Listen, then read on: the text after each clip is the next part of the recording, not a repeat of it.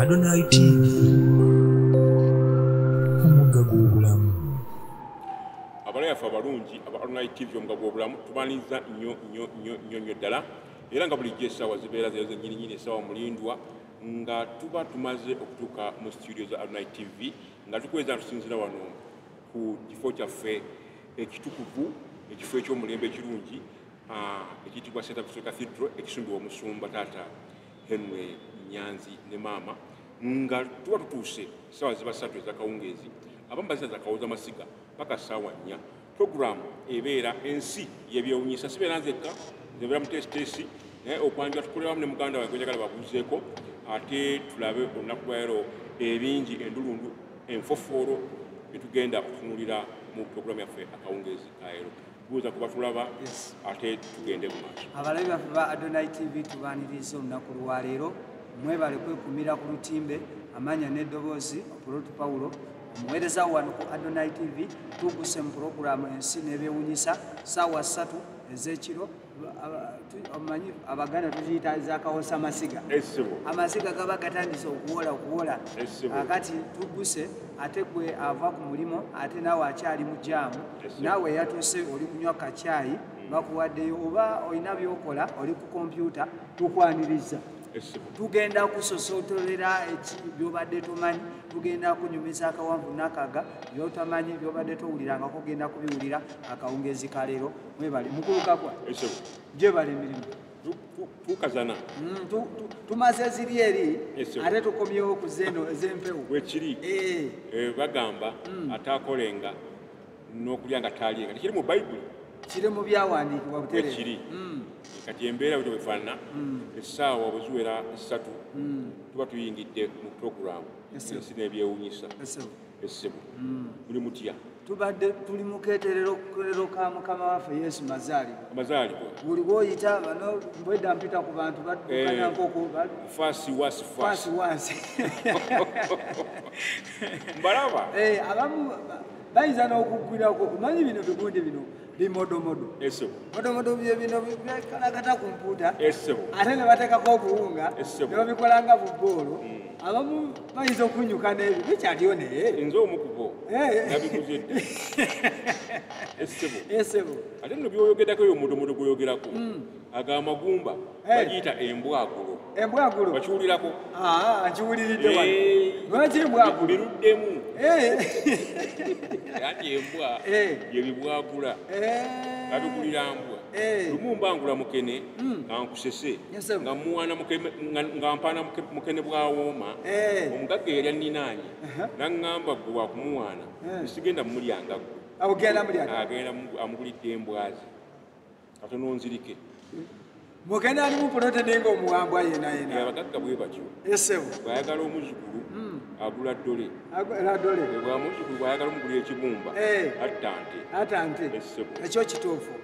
abalabi baffe ba Adonai TV tuli ku mikutu zino wammanga tuli ku Facebook genda ku simu yo oluwandiikemu Adonai TV seeta ojja kubanga otufunye bulungi ate tulina ku YouTube channel genda mu simu yo owandiikemu Adonai TV seeta ojja kubanga otuguseko bulungi wano ku Adonai TV ojja kubanga ofuna programu zinyingi ndulundu eziri wano ku Adonai TV n'olwekyo weekuumire ku mukutu gwaguse ku mukutu gwaffe twagala kugamba nti subscribinga likinga ate sharinga ebintu bisatu olina obikola esebo naye nga kyemmanyi batukoze bulungi obwereere nga abalabi bo buli lukya baginyumirwa omanyi TV buli lwebeera n'emiramwa egitaliimu vuunya olwo terefayina gy'otunuulira nga jazaala bw'aba yakyadde olina kuginyiga nga n'abaana abato olina gituga bwebanga tesobodde kuvaako ogibikeko olugoye oluddugavu bagirabira mu luddugavu olina kubiraba kakati twagala tutandikire wano embeera ogiraba ya Christmas wasi kakati obubenje nabwo buyitirivu tulina bakubiriza obubenje obwo buyitiridde accident kati nyingi ekoona kamudiini awo omanyiwo ng'ogenda mu mambuka ekoona kamudiini nengerawo pasi yeefuula awo ennaku ezo tenawuza na nnaku 3 emipiira tekuli gyaliko naye endiima bano abali mu baasi byongerako krisimansi atuleka balina n'emmoto yaabwe bakola batya okulwa mu kkubo alwa mu ddwaliro okulwa mu kkubo alwa mu ddwaliro nga bamuwanisa amagulu naye katwogereko ate ku kyakisidenti singa oba otunulidde amakubo gano emmotoka zino eziwenyuka ezidduka sipiidi singa oba ozitunulidde emmotoka ezisinga singa otuya emipiira gyazo tegirina njola zaggwako kulinga oli yaleeta ekintu n'awagalako buwagazi kati avuga kumalayo kavuga kalamba kati ne babeera nga bazugayo batyo kati mulimu n'obukoowu ne accident ayavuze kiro kirambabeta accident mu nguudo zaffe soke tuyitira awo kati oluusi tebakikola service yagijjayo olwa krisimansi ate oluusi badriva tebeebaka bakoowa avuga kalamba ayagala olunaku avuga trips 2 oba 3 sinze emitwalo 15 kati bayagala okugattawo oluusi omugagga yali alooni ayagala mu pandemic muno ajjuzeewo agatewo kati yakuteeka ku wasiwasi agala njagala ovuga erupu bweziti kati ng'oggyeko ekyo ekirala kyeta accident otulo okukoowa osobola okubeera waliwo kibayita brain fatigue obwongo obukoowa naye nga gwe omuntu otunula n'osigala ng'olyawo ng'ekiwumbe kyedda essebo naye ng'ovuga emmotoka oli ku siteringi naye nga weebasedda olaba trayira ezo era nti loziraba zive mu maaso autopilot emunyonyi abeeramu kati autopilot yani oyo ate kati bwoba emmotoka eyo giraba ezo ezimu kati enkola empya oyinza okugiteeka mu autopilot nebeera ng'egenda nga gwebaseemu naye nga ye egenda esanze yinayo neweetera ekoona ogiseetinga wali straight gwe neweebakamu nesigala ng'egenda ekibi kwe kwebakira ddala naye ogenda okwesanga oli mumabira ng'otomedde ekifunvu so kati obubenje bungi ekimama kingi ate n'ekirala kye nalabye obubonero ku nguudo abantu emmotoka ebazijja mu bbondi kati bali mu bbondi bazijjayo krisimansi emusange ng'akola ki alina emmotoka kapyata ng'alina kapyata naye abasinga obungi tebagenda mu driving school olugifuna wali agiyigira wali ku bondi agiyigira ku bondi ojobagendeere nali manyi aveeno yayize dda kakati alina empapula yajja kugivuga wali olekayo ya bbeeyi bw'anaatomera ng'omugamba nti kakati nsasula ng'ajjayo akasimu kankubira afande gundi ate afande gwakubira yesiganye ebyo ebakolera akolako efujjo naye n'agamba kankubireko afande gundi w'amayinja 8 ate amayinja tebagajja wala amanja bagajja muloko lindako agamuloko gakola ku simu anti gano amayinja ge babatikkira bagajja muloko bakuwa wano amayinja 3 naye n'amayinja 3 anti kati eri gye bajja amayinja ne ku Starling kati agamayinja gola gebatikkira obwenda zikutege eri muloko bano ebyuma gino ebikubajja amayinja towulira bagamba nti bamutikidde amayinja eyo kiyinja bagajja eri muloko ne ku Starling nebalyoka bagamutimba naye bw'oba ogaagala teweetawaanya ofuna gali bw'oteeka wano nosibako oluwuzi ajja kugamba nti mayinja wuyo ayiseewo kakati mu Kampala awo abaddewo ki waliwo omugagga baadde bamubanja ssente dola loza alina omuntu gwe yasasula ebintu n'atamalayo ssente aye abagirayo pisito abakubidde lindako agenda basasula pisito yerimu kadola ndowooza wabatiisatiisa wabakuba naye nza okubakuba manye ennaku zino ekintu ky'okukuba abantu kiki kyalina nnyo tebakyatwala bali mu bulamu ojjukira omuvubuka wali gundi erugogaawo kanyamunyu yava mu mmotoka awo n'akuba munnaawo mbwakavudde emmotoka ye simanyi bagikonye bagikulubula badde banyi bagivoomya agikulubula n'amuwa essasi lye eyinza okuli obanga omugati okugira kati anti kaakati mu mmotoka eyo mwali mu kaggaalo kati kamuwaga ayagala okukalaga nti wakabi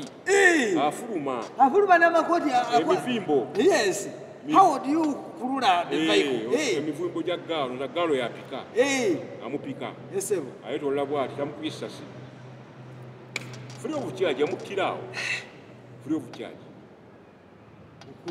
bamuteruziraawo kwata ate okujja bwe batinda ate bamutadde eki ate oluvannyuma yagenze waabwe mambuka yeetonze atutteyo ente oluvannyuma yajjukira nti mu butuufu nze baakolobola eyange motoka kikakyeyo emmotoka yange kalidina oba kalibina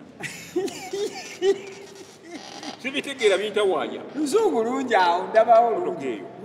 bagikolobola ekyungi bagikolobola walungi bagikolobola saidi ki bagikolobola ku mupiira wansi eno mwansi nebeera nga mupiira gwagwamu ekitampisa bubi nnyo naye nga kati waliwo ensonga enda gitulina okutunulako ensonga eyo domestic violence obutabanguko mu maka ennaku zino bweyongedde pozi tuli mu nnaku za mukama waffe manya abantu bandibadde bapatiri yayiseewo yayiseewo nenjirengera ngaeyitawo bweti negamba hankuwonye omanye emala ekyama bweti ate nakusanga nga mutaka wano mu nsawo alimusa ebituli naye ndowooza ekisinga obukulu kusaba bulamu ekikulu bulamu kulisimasi nga olowooza abantu bagitegeera nnyo oba binu bagitegeera ndowooza nga bagitegeera ekwatagana byakulya bagifuula ya byakulya na byakunywa oli osobola ogamba bagifuula bali atali nze naye nga tubakubiriza abali mu nnaku zino balina okusooka okusoosowaza okusaba pureya ebeera enkulu ate basabe ebiriyo wano ku Victoria Church oluggi luki lugule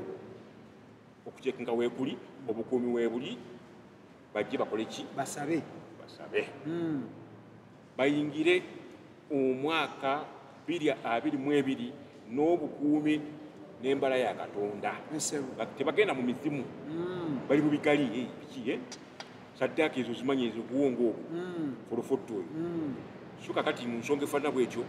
abantu besse nnyo abantu bafudde nnyo ebikutu olina abanga agenza okwebaka naladdangu nalowooza krisimansi tanaba kufuna sente tanaba kugula gundi bisanviiri biki tebinaba kiki nakutukira eyo tobalaba nga beeyogeza atya bawunuuna ekiro nga yebase tulwako bantu batambula nga beeyogeza mu kkubo badde banyi baba mukusaba n'abasanga beebase yes nja konkona agakawunga bagana nga tebeebase yes sijja kuyingira nze nali manyi abeera neneba waawo gwayogera omuntu asobola okweyogeza bwatyo ng'agenda anti kati oluusi ne twaliko mu takisi takisi sakunyumiza twali tusaba nga nsaba emmotoka wabinyumizaako suuka obiddemu nasaba emmotoka kama mpa emmotoka aninaanye asaba mipiira gya mmotoka azivukeko akaawo kati ate amuddakaawo asaba kagaali lindako amato gawanvuyiza mbawulira twali mu layini y'emu oba gaali gakabi kati asembayo eri asabye eki asaba omupiira gwa wirubaalo tuli mu layini y'emu esebo buli omu asaba kike nembuuza oli ono asembyayo wa wiribalo nti kati gwe asaba wirubaalo akuddamu atya yaŋŋamba agambye atya munamweta ensonda awo ngodda ewuwo nja kuba ne wotameloni wirubaalo yange ojja kumpagerera awo namba ate mugezi muzibu asinga esabye omupiira kati ensaba eyawukana esebo kati waliwo n'omulala era muno emmese omanye naku emmese nyingi abantu bazina mu mayumba zibatawaanya emmese ate zirimu ebika bya bintu tujakuzamu bya bintu ebiri waliwo ezo ezatufuuwirira ng'ensu ezo zangeri ng'ebyezo ate waliwo buno bayita bugundi bumadiraati steponi kati obwo obudduka nga gundi ng'emmotoka y'empaka ate buliira bagenyi ne bajja yes ne kasala emmese yatama zirinda bagenyi bagulu batudde ne kamuyita bagube olaba mugenyi gwekanga wabaawo kyayayise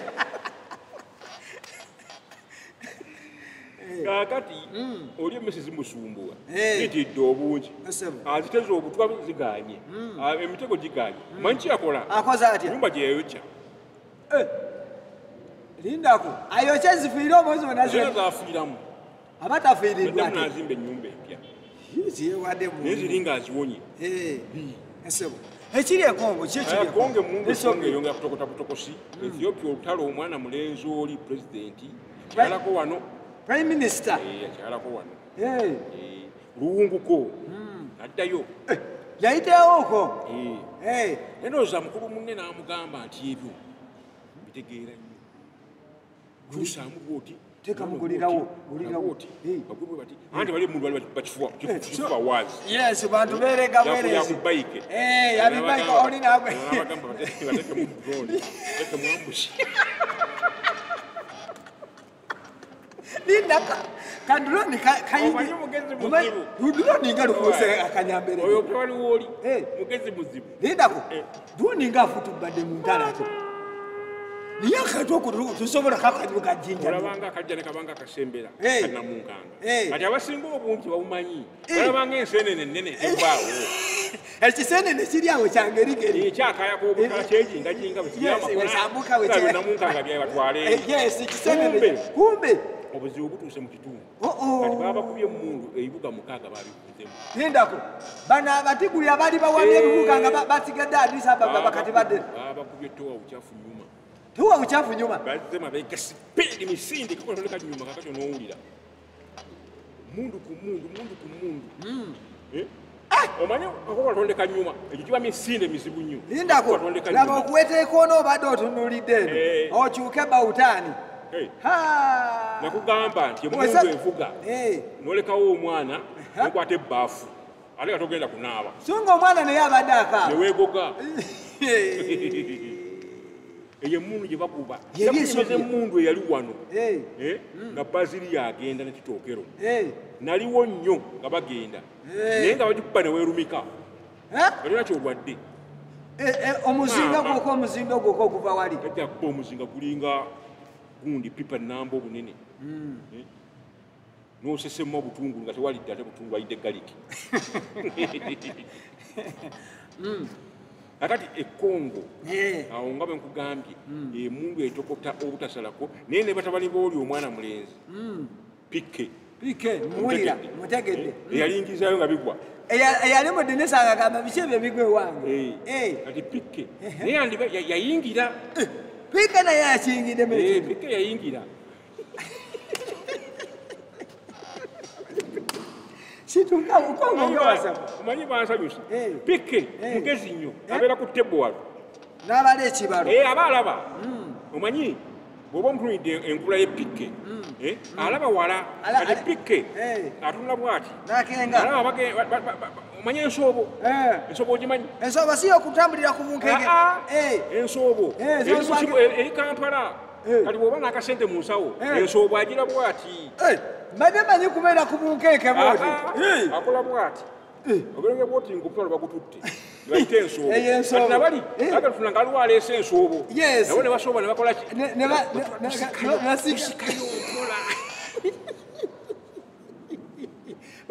ensoobo ezo twazikolanga ku sepiki bagiremu akantu bakwesemu ogenda okulya sepiki y'okungulu yekuyiwayo waliwo top layer ndawoneleya ate eri gye nasomera ze naliwa top layer naye nga nvuga kadi number 1 era nga bantuuma munakenya omunakenya avuga nga bamutanga njiru nga nze bakadeeko okugenda ku ffumbiro nze wenda wembeera mbeera ku nsona ne plate kati kadi number 1 teeka mu jjiya bwenti neziyingira nesooka ku ffumbiro nosokose nako kulimufumbiro mukwano gwange ngagamba gwe topuleya weeta sukaali muwaako weeta akasente ka pocket money kasigadde muwako kati ngaamanyi kambana mbano uyo Patrick njiru ajja nensinga omukwano gwange omulala yali mujalu nga bamuyita Okono Okono nga omusookayo tumutwayitawo buyisi bagafumuli wano katweyongeddeyo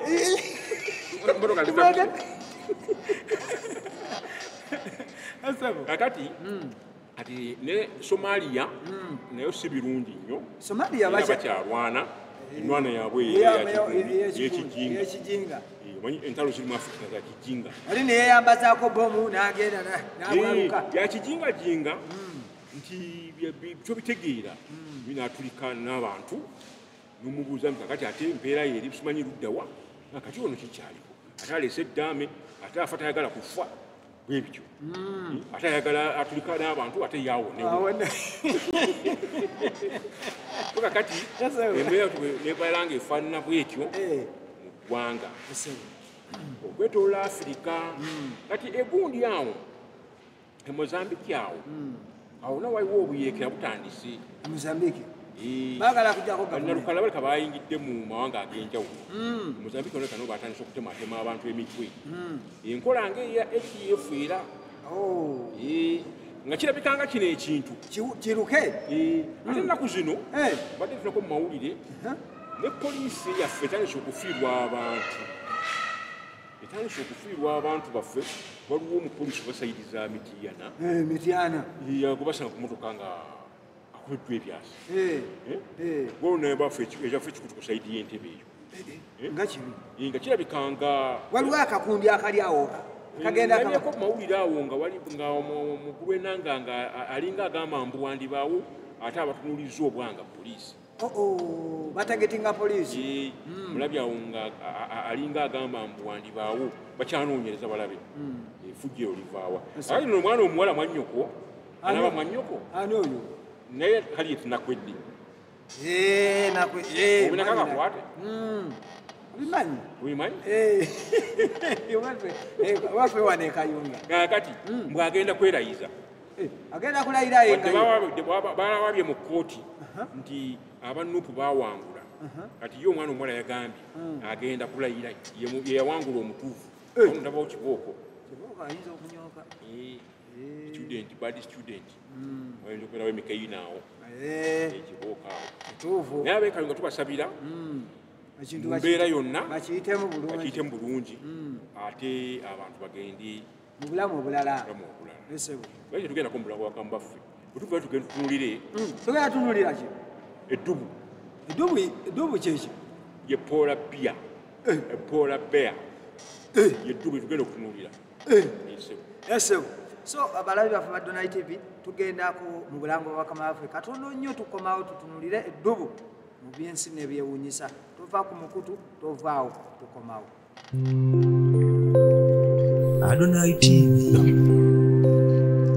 omugga gw'obulamu.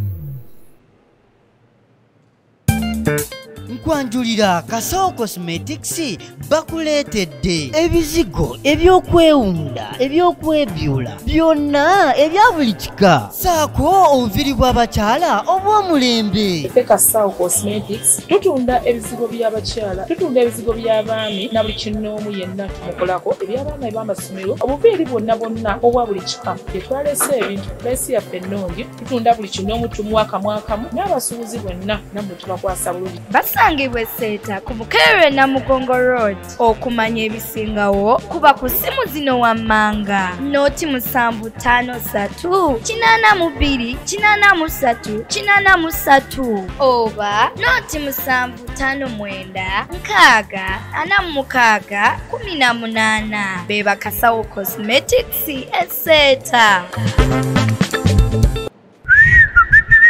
Nyabona nyini duka paka sherawo kako sebo sigamba obwo obuveera mpaka lya kashera ko mu kacupa kakano saako njagala kali akakolebwa aba Divine DE nge bulijjo buli mwenjawulo kano ke kashera kennyini Divine DE. Divine Kashera karungi kawomo kakolebwa ba Divine Beverages Limited. Kongera amabeere mu bakyala abayunsa. Tolu mwanjala ng'okanywedde. Kalimu proteins atenga kongera amazzi mu mubiri. Kapakingibwa bulungi mu kacupa akaliko siro ya white omuli ekigambo Divine. Akeetaaze kasange mu supermarkets n'amaduuka gonna okwetoloola eggwanga. Ate gwayagala okusuubula kuba ku ssimu ezo wammanga. Divine DE.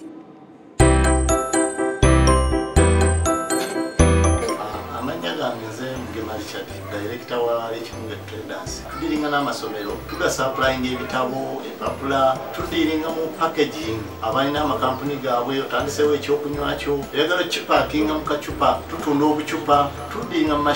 machinery. Omuntu bwe yagala kugula machine, oba otunda oba ogula. Machine ng'ekola plastic, ng'ekola ebintu byonna ebikwatagana ne production. Tusangibwa ku luguudo oludde Bajjo kasita ova ku ssomero lya St. Parents Primary School era otambula ku katono nnyo mu mukono gwo gwennyini ogwa kkono kw'ojjira awo gwennyini we tusangibwa essimu zaffe 075 53 41 oba ne MTN 078 53 41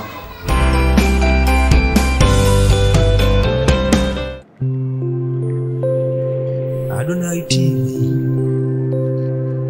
omugga gw'obulamu.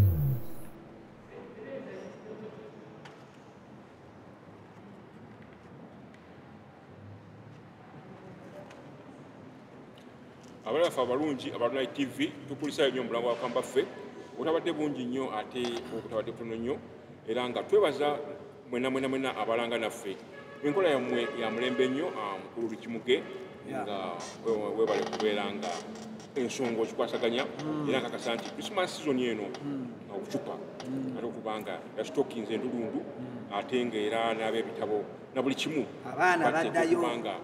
sitokinze pozi tulinayo n'omukulu Suuna oyinza omukonako owa obushera bayita Divine busangibwa amatundwa gonna mu ggwanga Uganda mu supermarket buli mu kacupa ka nusu 10 kaliko siru ya white ojja kubanga ate nga mulimu ebigambo Divine bushera ojja kubanga okasanga genda obuze ku dduuka abaana abatambuza ku mastage ag'enjawulo bagambe njagala Divine genawulidde nga balanga ku Adonai TV ako ke kasera akakoze Abannayuganda obulungi ate nga oyo kuli naye wano oba obwetaaga mu bungi osobola okuba bukubi ku simu ne bakutuusaako entambula weri buli kimu kiri abakozi alina balungi so weekwata akaseera ka Divine bw'atalina mazzi mubiri simanyi omukyala yazadde amatalina nywa akaseera ka Divine n'olwekyo twagala kugamba nti weekwate akaseera ka Divine ate twagala kugamba nti Kasawo Cosmetics ayaleese wempitidde mukulu Kagwa ebizigo yaleese ebiri ku mulembe matabu ebintu byaleese byonna biri ku matabuta ndulundu ate bya mulembe obujeri buno simanyi oilo eweesiga ate nawo benyini ababireeta era obalaba era nabo batemagana bwe bati nga bagamba nge omunya ogudde mumata bakita kumeremenya yesebu senga wali awo senga wali tumukutumiddeko twagala kubagamba mweyunire bakasawo bagenda kubaguza ebintu byabwe birungi ate ku bbeeyi ensaamusaamu ey'omulembe ate omusawo waffe mukyala Banadda naye essawa yonna tweyunga ku wali awo emirimu agitambuza bukwakku essawa yonna naye ajja yeeyunge ku mukutu omugendo gubeere nga gutambula bulungi mukulu Kagwa abantu tubagalize Christmas njagala kubagaliza Bannayuganda baffe mikono zaffe abali wano mu Uganda abali weru w'eggwanga mwenna Christmas enungi Adonai TV tubagaliza Christmas enungi mugende mugire nabwegendereza mubikwate mpola entambula etereremu kubanga ennaku ng'obwo simanyi nkulu baŋŋambye nafunye amawulire nti ate sente zongedde okukaalaamuka sente zisobola okwekaalamula nazo mbadde manyi gwozikaalamula neewuunya lwaki abantu bonna we batuuka Christmas ne baddayo ewaabwe waliyo ki ewaabwe bagenze kulaba ku ŋŋanda b'eŋŋanda mu community bagenda olwo batambuza ebigere olujukira abantu batambuza ebigere okumala omwaka wiiki 3-4 nga Toyota Corona afuse Toyota Corona kwegamba nga motoka yo tiyejeetaaga kigere kye kikola nze natambuza ebigere wanyumizaako nti mwatambuzako ku bigere ebisinzo ne biggwerera era wondabira wano ntambuza magumba meere kyalina bisinzo n'olwekyo mikwano zaffe abali emitala w'amayanja abali mu Dubai abali mu nsi ez'enjawulo mwenna tubagaliza Christmas ennungi naye abo beetagamu ekinyanyimbe Okay. For those one watching us in abroad, Uganda, we wish you Merry Christmas everywhere you are watching. For those who are watching Adonai TV, we wish you a Merry Christmas. Thank you for watching Adonai TV. Keep watching it. We are going to serve you next year, and we are still serving you up to today. So keep yourself on Adonai TV. Don't go away. If you reach there, subscribe, like it, and share to your friends. Thank you very much, my dears. Those who are watching Adonai TV. Thank you very much. Ekyokoze gye kiri kubanga jjukira eri abawangaalira eyo nga balaba naye nga bagezaako okufumintiriza kiki tuliko. So ladies and gentlemen outside there who are watching, our viewers all over the world who are watching, who have been watching Adonai Television broadcasting from Seta, Mukono, and best in Uganda. We are broadcasting from Victoria Cathedral. That is where our station is found. So we wish everybody outside there, from all the corners of the world, a happy Christmas and a prosperous New Year full of prosperity. We really, really appreciate all the time they have given us, all the hours they have been watching our channel, Adonai TV. Thank you so much for watching. We really appreciate your effort. You guys in South Africa, big ups. Santon Schools, a director, Cameron Gitau, big ups. Brooklyn City Schools, Hassan Zari, King Lawrence, Ali Maware, thank you so much down there. Kungu Charles Bukenya, you guys down there in South Africa, you are great. Katende. Katende. Then Serugo Michael. And my girls and boys. Moses. They are those people I told. My kids, they are now grown-ups. Most of them are in the Middle East. Big ups. Bagamba Timu. Sente muzikole muzirete, muzimbe, the master jendi, mwibampita MM abana. Master. Njagala bakole sente babwete, bali Abu Dhabi bakole sente, bajje, bazimbe, bakulakulane. Ate bayiteko na wano ettooke tulirabeko. Balirete. Nja basolooza. Yatera nasomeseza bwere. Ate nedda. Yakuba lisiiti. So, bwe tugenda wa? Tugenda kutunuulira eddubu. Eddubu. Esebo. Eddubu galimu ebika. Madama ni kirubu kiri awo kiri kimu ate mubamu nabyo ebika. Yes. Galimu nti bano bagwere bano bagundi ngave mugundi mu ggwanga gye tuli. Bwe kiri. Naye tugenda kufunira eddubu ekika ekisangibwa eri mu bunyogovu mu butiti kye bayita polar bear. Obunyogovu P-O-L-A-R-B-E-A-R polar bear. Eri enjeru esangibwa eri waggulu tugita snow polar bear. Ebeera mu muzira. Lindako. Omuzira si yono balaafi. Balaafu. Naye ate wammwe. Oyo ali ate. Fridge. Ayina waayawukanira n'oli oweeri. Oli anyogoga nnyo okusinga ono mu fridge. Lindako. Ayisi eno gwogamba ati tanyogoga oyo ayisi akwatikako gwe. Akwatikako. Biri bimukwatako n'omusulako. Bimusulako. Lindako. Ebitambulirako. Nekyegangayira kuli ku balaafi weekiti. Tekitasanyalala. Lindako. Nga kikyali kiramu. Nga kikyali kiramu. Wantwanya ku kikere kyaffe. Kiri ekigenda mu koma. Nekigenda mu koma. Wano e Uganda. Waiting to die. Oba mu nsi yonna. Omuntu ogenda mu koma. Yagenze mu ICU. Kati ate kyo kiri. Ogenda mu koma. Kigenda mu IC. Kabaka kodiyo. Ak'okubeera mu IC. Yes. kirinde omuzira guveewo okumala emyezi egi nga kiri mu kkoma bwe gutandika okusaanuuka ekidda engulu wano omuntu ogenda mu kkoma liba miranga era bw'oba olina ebyapa nga biri kumpimpi ababyagala batandisa okubiringizaako gyoba eddaama erimanyagaani lindako tibakwata ku mulwadde ono ate wabeera mukyala omanye gwambega omukyalawo nga madamu abali abalala n'abaffe obwambega bubeera wawaka lindako batemanyiso tusooka kubeera wano tuliyo bali mukwaza ekyapa kiri saidi ki kiri mu mannya gaani badde manye nti abalabi ba puroguramu eyinza okuba yabadduka emisinde okuddayo awaka nga mbasubidde fina oba tutunuulira kibeya ekibeera mu IC essebo kaakati njagala tugende kamu ku kamu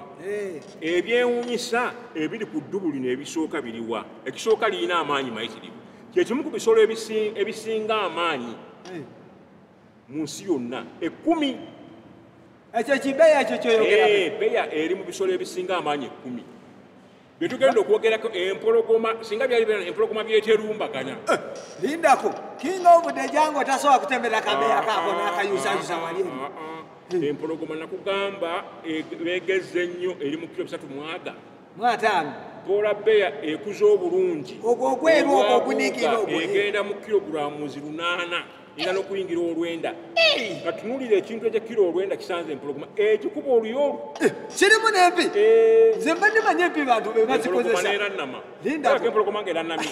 okulandama si kigambo kya luganda nnyo nti mugenda kulya mmere nerambaala kulambaala mbadde manyi okulandama kwe kuno okutuula emmere neberaawo ensiko eyo twagiyingira n'ensi y'ebyewuunyisa tujja kugitakula ekikyo tugenda kulekayo eyo yo eyina oluyi ate eyina ekibatu ekinene n'enjala ez'amaanyi oluyi lulinga ekitiiyo bino byoyagala mususe musenyu leeta guguni waliwo omugagga eyafa kuseeta kuno afudde ki yafa bulwadde bunakyodde bweza naye okumanya bakola olumbe amasepiki tulabagenda emikolo gibirako ebijiiko bagula ebitiiyo ebipya nga byebise n'enva twali emmere nga ogenda bugenzi bakungubaga omwezi mulamba gafe tukeera bukeezi lindako era newembazi sivaawo tukeera bukeezi okwata akafamireko nokayola nokasula waliwo okeera bukeezi ne famire yo noyitira wali nolya ku kyenda nonya ku kyayi ne famire yo nosayininga lindako mwalimu n'okusayininga siginisha timbaddeko wano ew'omugagga noddayo waka akawungeezi nodda lindako olonga omukyala omwewanirako ti olabye tugenda naye omukyala akubira twanwondese nti olabye eno outing yaffe kulese out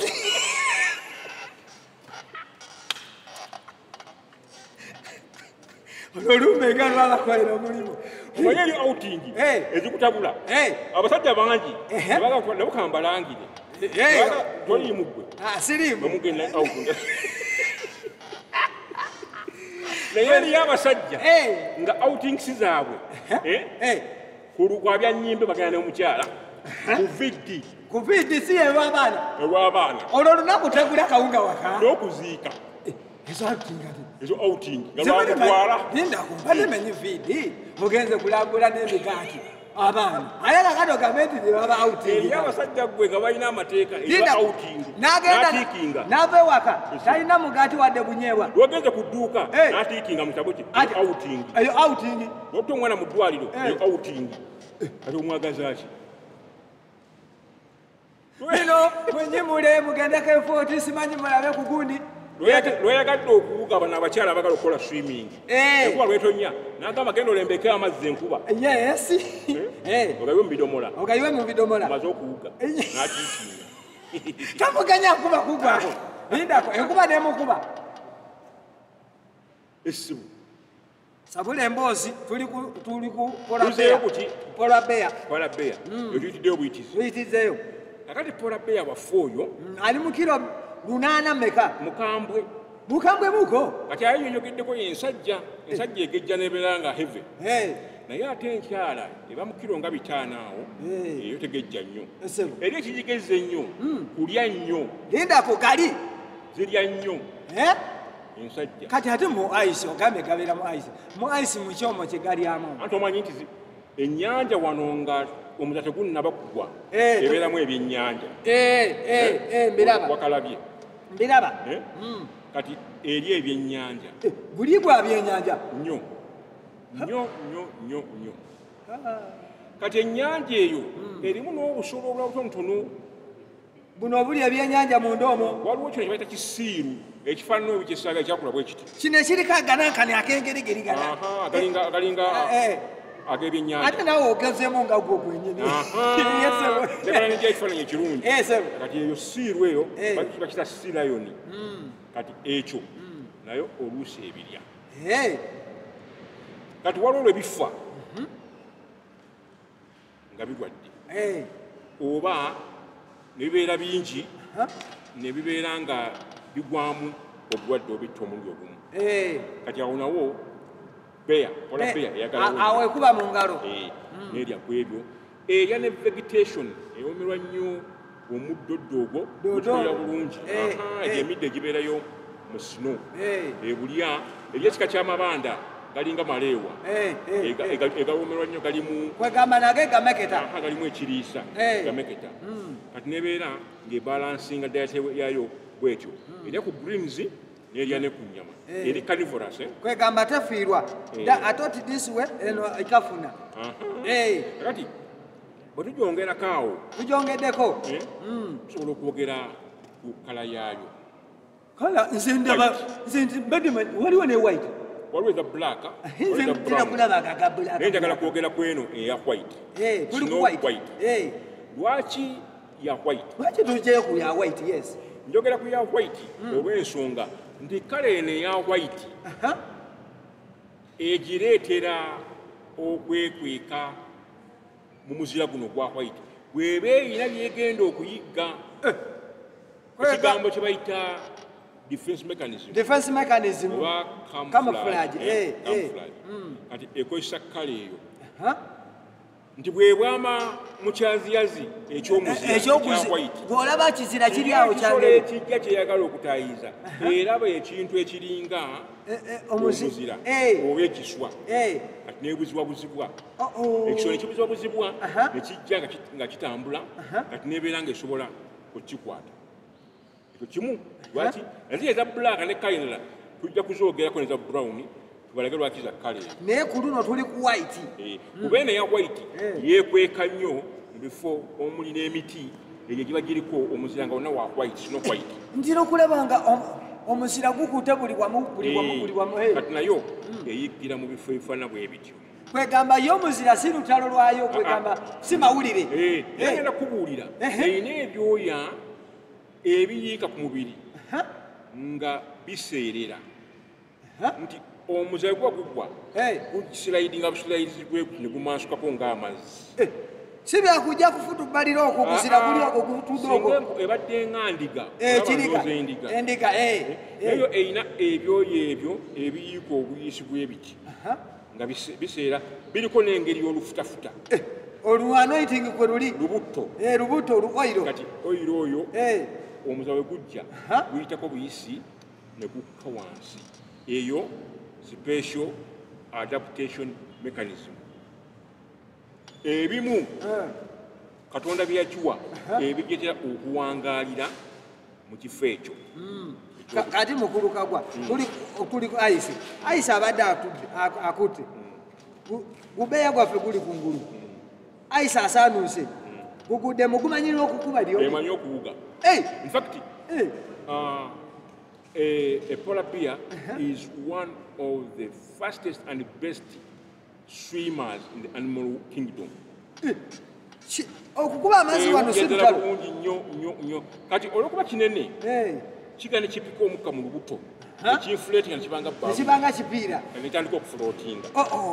nekiwuga Neshiwuga. Ziwuga ne zikurosinga bulungi nnyo. N'ebyana biziyigiriza okuwuga. N'ebyana biri mu luwuzi. Ebiwuga. Anti bamaama ne taata ebisolo nabyo birina brain bikafuna behavior animal partner ne behavior z'ebisolo. N'ebyo n'ebiwuga. Bibi training okuwuga. Ekibanga ekibbira ne kijjayo. What bayita ground proofing. Okubbira. Bibiyigiriza engeri kiyinza okubulira mu mazzi nekisibwa omu kadakiika 15 nekidda waggulu kiyigira ku maama nalaba n'agajovu nago obuyovu nago omugawuga nayo birungi nnyo mukuwuga kitesayansi akirimu amugageraawo kati ebyebisolo birina inborn instinct the sense gye tuyita ey'omukaaga ebisolo gye bikozesa okubeera nga byo byetaasa bizaalibwa n'amagezi ageetaasa obutafaanako n'abantu omuntu abeera na sensi meka 5 waliwo abalina 3 waliwo abalina 6 oyate kubanga yafuna different training sensi nezibeera nga ali very very sensitive nga ali faster mu kulowooza n'obuyiiya n'abeera nga ali alert kati awo nawo gye bali kati tuzzeeyo Polar bear yafeeyo kijana bingi kati polar bear erina layers 2 ez'amasavu mubiri gwayo togamba musikini munda muli gyoli kati musikini kati tuyingidde sikini awali eddiba oba ogibaaze waliwo leya esooka sikini esookera ddala awo waddawo kasikini akatono kaleya waddawo leya endala ey'amasavu ziri 2 bakiyita blubber BLUBBER kati leya yeeyo ey'amasavu ye providinga yeewa ebbugumu omubiri gwa polar bear ne lisaasaana ebweru w'ekisolo kino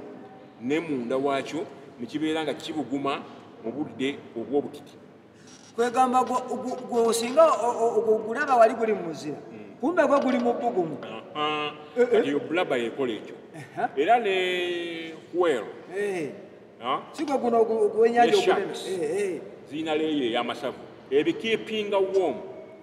wadde nga biri mu mazzi kati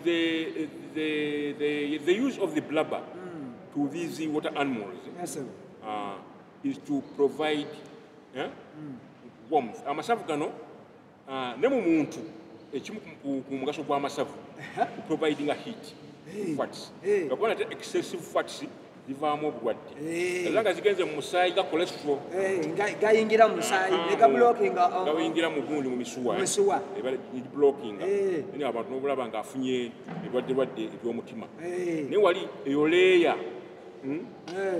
mu sikiini za bino ebisolo providinga ebbugumu abaana bano aba P7 P6 akantu ako bakayita kabatawaanya nnyo nammwe abalala abali mu secondary njagala babeere nga obateekawo nnyo obwongo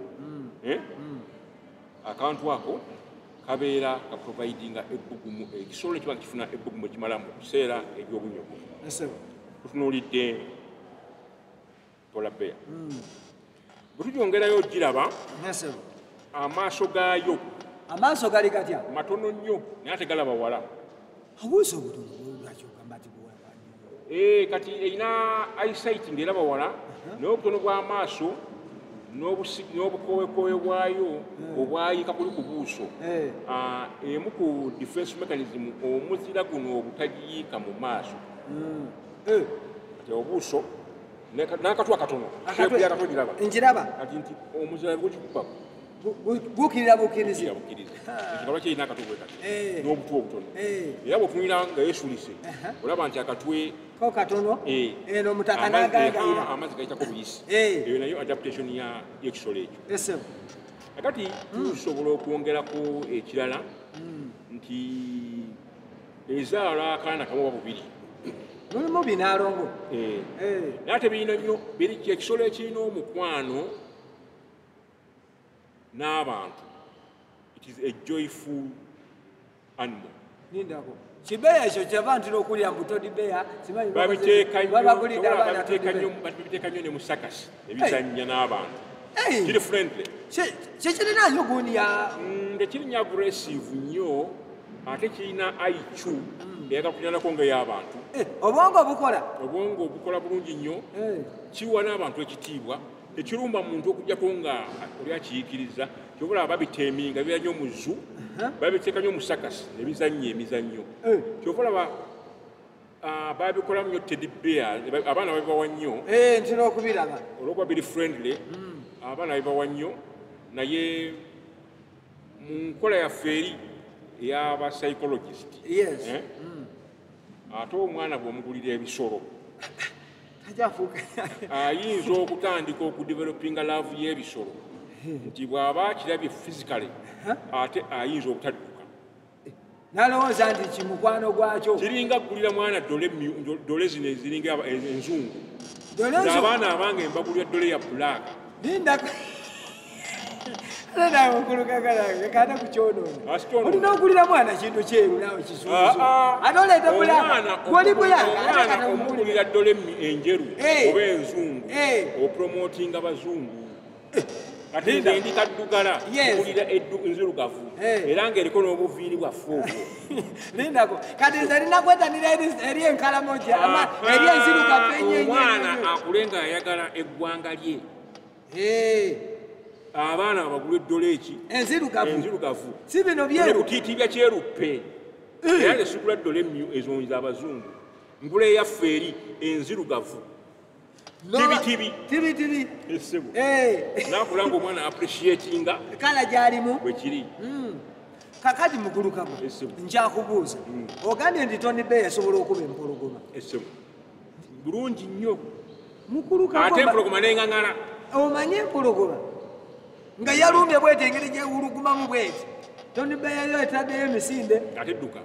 tegidduka guyimiridde gulwana gutya yo bwegitunulira bweti empologoma emanyi okwasama kati Paula Bear erina amaanyi mangi mu mikono esobola n'okuyimiriza ebigere kati buli egisinga obungi esikayo olulimi lwayo egikwata sayidi eno n'amaanyi gaayo eyimidde ku bigere bibiri wabira ebiri nekwata empologoma omukono guno negunyweza sayidi eno negisikayo olulimi nerukuulayo njogera ku kisolo ekiri mu kilogulamuzi 8 Paula Bear nga yayingidde awo eyingidde mu studio oba mulyango gwaffe gwa kasidro okulaba buli muntu wano bw'atandika okuyita maama we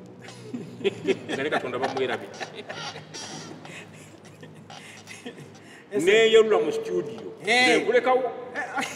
nze so nayimiridde egamba nti obaayinza n'okulowooza ekyo kintu kiri awo kyangerigeri nkulekawo nsirika bwendi nempwama nensibiriza bwendi nensibiriza bwendi osaba saala empitako buyiti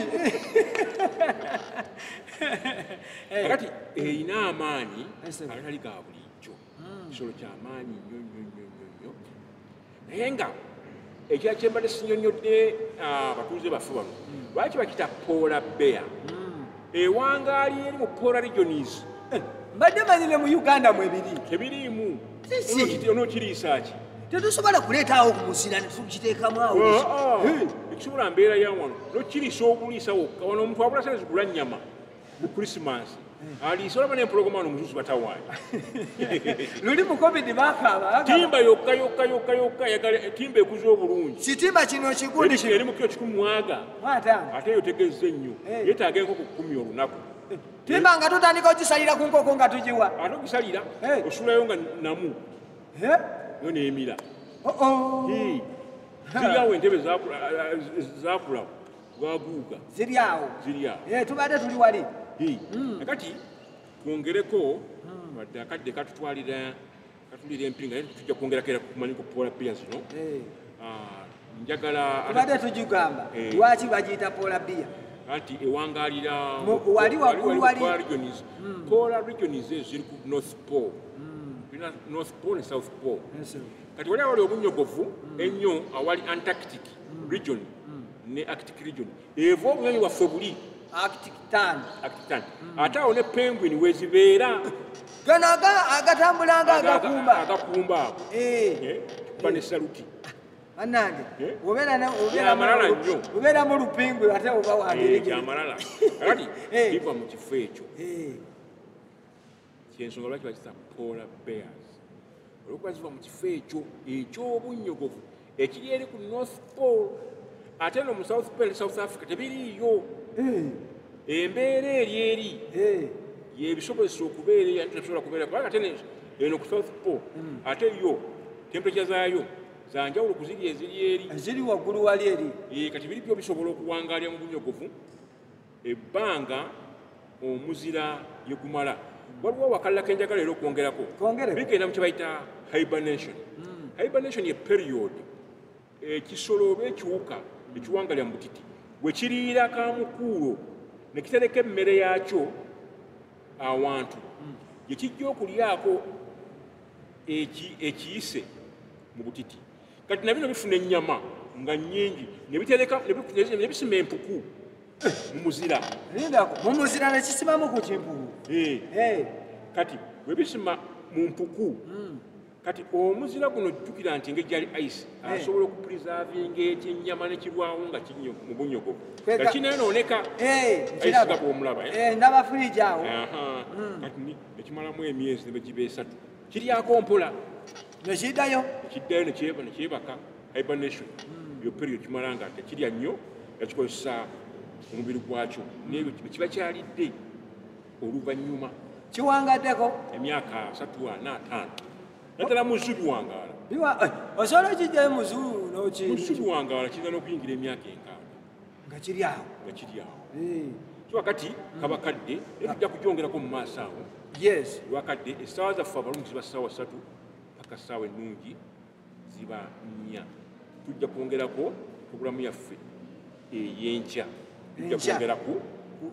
tugenda kwongera ku bunyomero obugiriko kusibula abantu abalabi baffe ba Donai TV mwebale kulaba mubadde balabi baffe twagala kubakakasa nti mwekuumire ku lutimbe lwaffe enkya tukomawo ssaawa 3 nga tuguse mu ddiiro lyo ku ssimu yo awo ku laptop yo ogenda kubanga otulaba bulungi tovaako puroguramu nyingi zikyajja ennyimba kwe ziri nungi n'olwekyo twagala kubagamba mwekuumire ku mukutu gwaffe tukomawo. Mbadde Isaka Kagwa oyinza okutaka bisomba ne muganda wange Opuloto Paulo mwebale kulaba musule bulungi. Bye. Adonai